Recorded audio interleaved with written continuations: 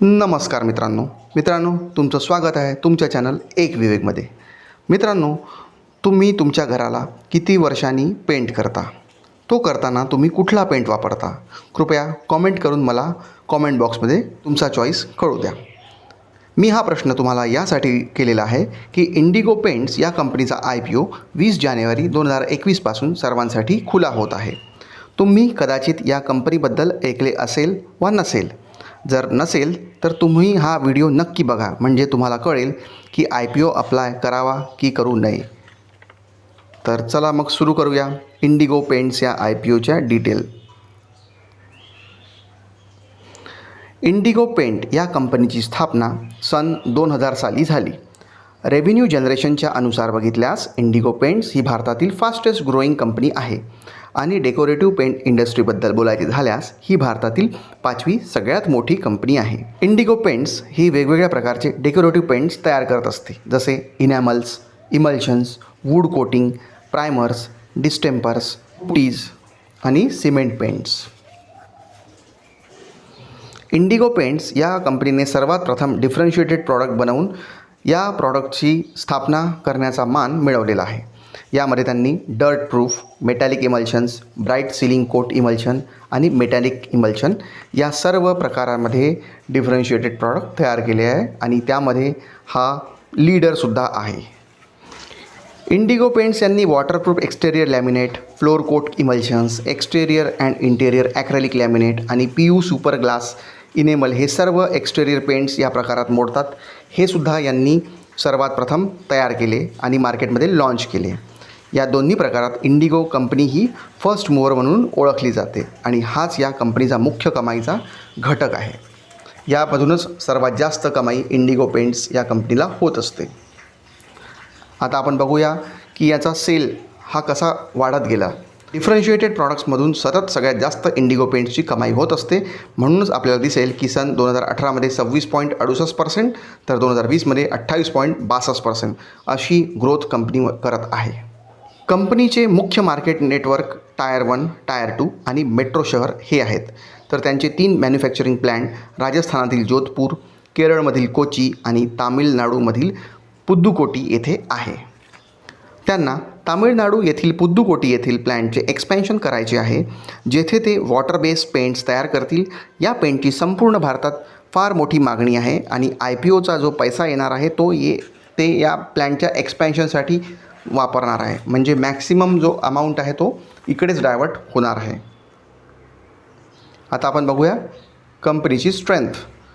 यांचा large product portfolio आहे, ज्याच्यामध्ये डिफरन्शिएटेड प्रॉडक्ट हा त्यांचा नंबर 1 इन्कम सोर्स आहे। त्यानंतर well proven and consistent growth track record हा सुद्धा त्यांचा प्लस पॉईंट आहे। स्ट्रॉंग ब्रँड इक्विटी यांचा एक प्लस पॉईंट आहे। एक्सटेन्सिव्ह नेटवर्क डिस्ट्रीब्युशन तुम्ही बघितलंच आहे, टायर 1, टायर 2 आणि मेट्रो शहरामध्ये यांचं विस्तारलेलं जाळं आहे आणि यांनी पूर्ण भारतात स्ट्रॅटेजिकली लोकेटेड मॅन्युफॅक्चरिंग फॅसिलिटीज तयार केलेल्या आहे। तर ही या कंपनीची बलस्थाने किंवा स्ट्रेंथ आहे। आता आपण बघूया कंपनीचे प्रमोटर।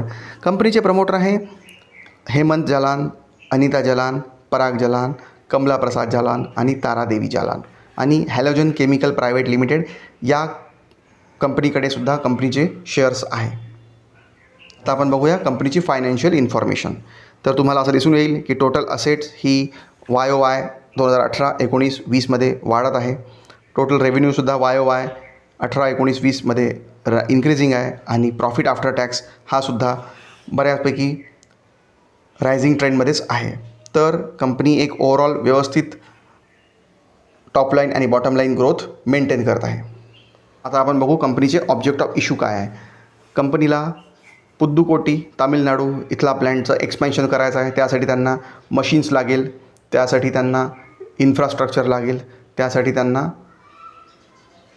रॉ मटेरियल लागेल। हे सर्व त्यांना IPOच्या पैशातून उभारायचं आहे। त्यानंतर to purchase the tinting machine and gyro shakers. आता हा टिंटिंग मशीन त्यांना प्रत्येक ठिकाणी ज्या ठिकाणी त्यांचं डिस्ट्रीब्युशन नेटवर्क आहे तिथे ते द्यायची आहे आणि गायरो शेकर्स। टिंटिंग मशीनबद्दल मी तुम्हाला जर माहीत नसेल तर सांगतो की टिंटिंग मशीन ही प्रत्येक हार्डवेअर आणि ट्रेडर्सच्या दुकानात ही तुम्हाला बघायला मिळेल, ज्याचा वापर करून ते लोक फक्त काही शेड ड्रॉप्स टाकतात शेडचे आणि त्याच्यामुळे आपल्याला जो रिक्वायर्ड कलर आहे तो आपल्याला मिळून जातो, जो शेड कार्डमध्ये अवेलेबल असतो. आणि टू रिपे ऑल सर्टन बॉरोविंग, त्यांना आपले काही कर्ज आहे ते सुद्धा कमी करायचं आहे, त्यासाठी हे IPOचा पैसा वापरणार आहे. And to meet the general corporate purposes, हे प्रत्येक IPO आणण्यामागचं प्रत्येक कंपनीचा उद्देश असतो. आता बघूया आपण IPOचे डिटेल्स. IPO हा सर्वांसाठी खुला होणार आहे 20 जानेवारीला. तर IPOचा क्लोजिंग डेट आहे 22 जानेवारी. हा बुक बिल्ट इश्यू राहणार आहे. याची फेस व्हॅल्यू ₹10 प्रति इक्विटी शेअर आहे आणि IPOची प्राईस आहे 1488 ते 1490 रुपये पर इक्विटी शेअर. म्हणजे याचा लोअर प्राईस बँड आहे 1488, तर अप्पर प्राईस बँड आहे 1490. हा शेअरचा असणार आहे आणि तुम्हाला मिनिमम ऑर्डर क्वांटिटी पण 10च अप्लाय करायची आहे. याची लिस्टिंग BSE आणि NSE दोघांवरही होणार आहे. याची जी इश्यू साईज आहे ती 1176 करोडची आहे. त्यापैकी फ्रेश इक्विटी आहे 300 करोड, ज्याचा वापर प्लांट एक्सपेन्शनसाठी होणार आहे. तर ऑफर फॉर सेल जो आहे 870 करोड, ज्याच्यामध्ये एक्झिस्टिंग प्रमोटर आपला स्टेक विकून बाहेर पडतील. तर इंडिगो पेंट्सचा टाईम टेबल आपण आता बघणार आहे.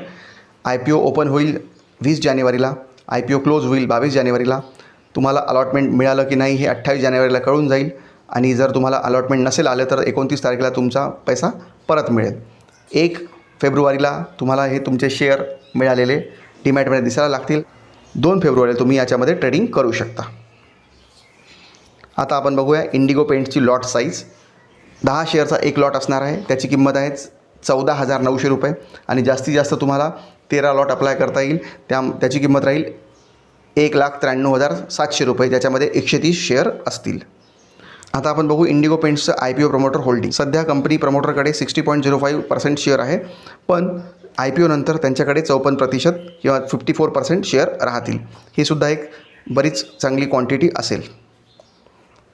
इंडिगो पेंट्स आणि बाकीच्या कंपन्या ज्यांचे पियर्स आहे यांची जर CAGR ग्रोथ आपण बघितली तर तुम्हाला दिसून येईल की एशियन पेंटची CAGR 14.9%, कंसाई नेरोलॅकची 17.3%, बर्जर पेंट 10% आणि ॲक्झो नोबल त्याची निगेटिव्ह आहे. तर इंडिगो पेंट्स हे 10.4%नी CAGRनी ग्रोथ करत आहे. आता आपण बघू भारतातील पेंट कंपनीचे मार्केट शेअर.